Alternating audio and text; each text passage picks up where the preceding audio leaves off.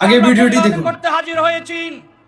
বিগত 3টি নির্বাচনে জনগণ তাদের ভোটাধিকার প্রয়োগ করতে পারেনি।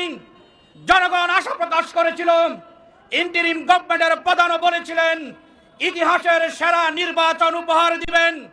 কিন্তু আমরা লক্ষ্য করেছি সরকার ইতিহাসের সেরা সুষ্ঠু নির্বাচন উপহার দেওয়ার নামে ইতিহাসের সেরা মেকানিজমের নির্বাচন উপহার দিয়েছে।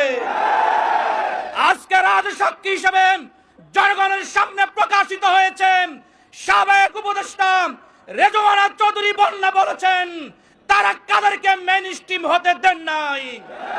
এদেশের জনগণ চাঁদাবাজ মুক্ত, সন্ত্রাস মুক্ত আধুনিক রাষ্ট্র গঠনে যাদেরকে মেইন স্ট্রিম করতে চেয়েছিলেন তারা ষড়যন্ত্র করে তাদেরকে মেইন স্ট্রিম করতে দেন নাই, ঠিক কিনা? আজকে শুধু রেজওয়ানা চৌধুরী বন্যা নয়, ডক্টর খলিলুর রহমান সহ আরো যারা এই ধরনের ষড়যন্ত্র করেছেন তাদেরকে চিহ্নিত করেন। রেজওয়ানা চৌধুরী, খলিলুর রহমান সহ প্রকৃত দোষীদেরকে চিহ্নিত করেন, শাস্তির আওতায় এনে জনগণের কাঠ গড়ায় দাঁড় করাতে হবে। ভিডিওটি সবাই বেশি বেশি করে শেয়ার করুন এবং আপনাদের মতামত কমেন্ট বক্সে জানাবেন।